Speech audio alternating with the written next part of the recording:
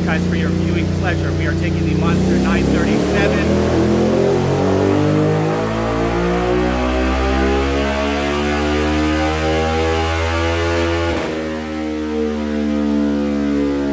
Take the Monster 937 to top speed today because I can't find this information anywhere.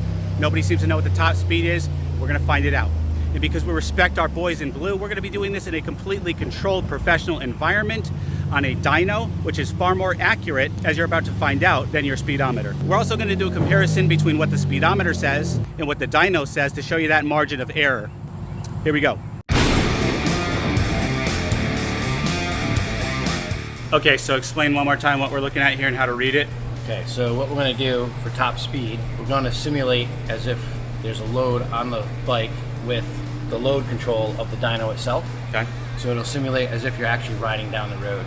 And I imagine it's going to be somewhere between 15 to 20% load at top speed. We got miles per hour, so this will show us. And this will give us air, fuel, RPMs, dyno temp, humidity, temperature, and our air pressure. Perfect. All right, here we go.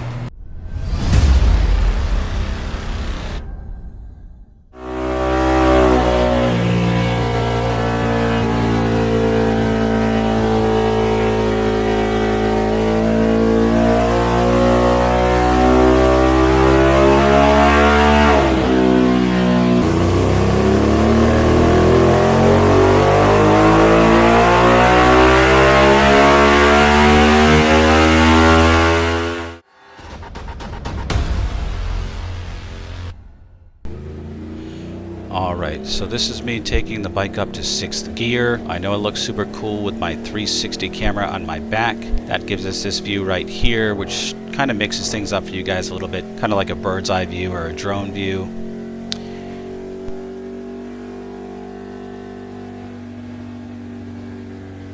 I'm bringing my RPM down to around 3,000 here before I take her up to top speed. You'll see that in the top left hand corner there in miles per hour. Here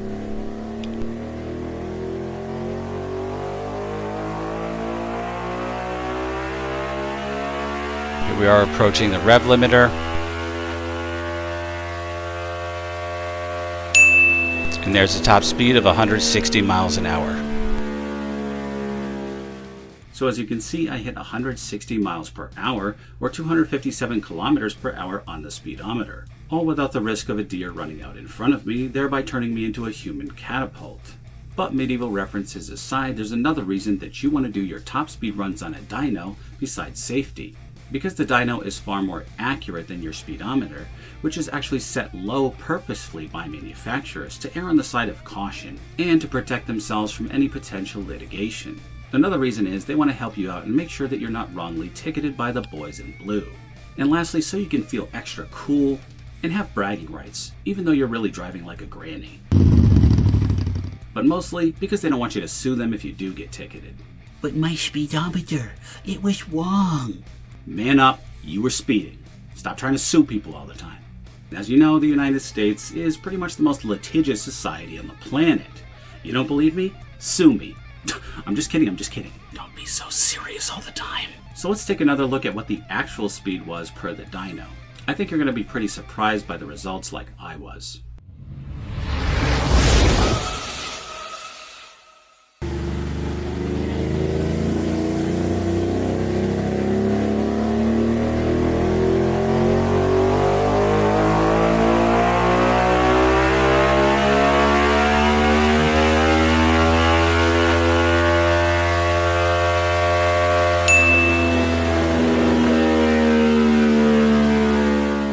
So 149 miles per hour or 240 kilometers per hour per the dyno, which is more accurate. So that's an 11 miles per hour or 17 kilometers per hour difference, or a 7% drop in top speed compared to your speedo.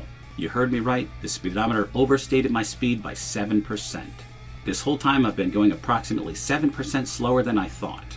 I don't know how I feel about that, because knowing this, I'm probably going to want to ride faster now, to make sure that I don't get pulled over for going too slow in the fast lane. Hey, I don't want to be a menace to society. I'm just doing my part. All kidding aside, guys, don't stress out the boys in blue. They've got enough stuff to deal with. Most of them are car and bike guys just like us, and like me, they'd probably rather be sipping a coffee than chasing down a hooligan doing a wheelie on the highway in a tank top. Respect the authorities.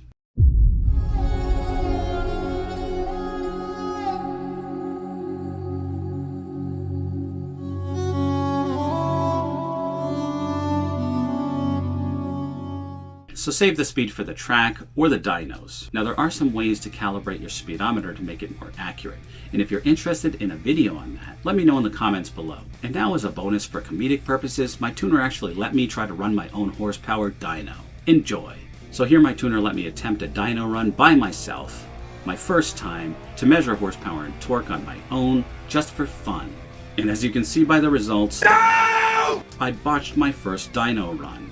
Turns out it actually takes skill and finesse with the throttle to generate the finest of horsepower and torque curves. But at the end of the day, while I didn't quite nail it, it was a fun experience that I will always cherish. Special shout out to my tuner, you rock. Anyway, coming up next is a top speed run on my Ducati Diavol 1260S, so stay tuned for that. That should be fun. And until then, keep it locked into Rated R Cars, and always remember the motto, always be kinder than necessary, and I will see you in the next one. And when I say always be kinder than necessary, I mean it. And that takes strength to do. Next time when someone's going 10 miles below the speed limit in front of you, try backing off and giving them some extra space. Maybe they just lost a loved one and they're distraught, or they're sick, or they're lost, which we all have been. None of us are free from mistakes, so cut them some slack. Y'all are awesome. Love you guys.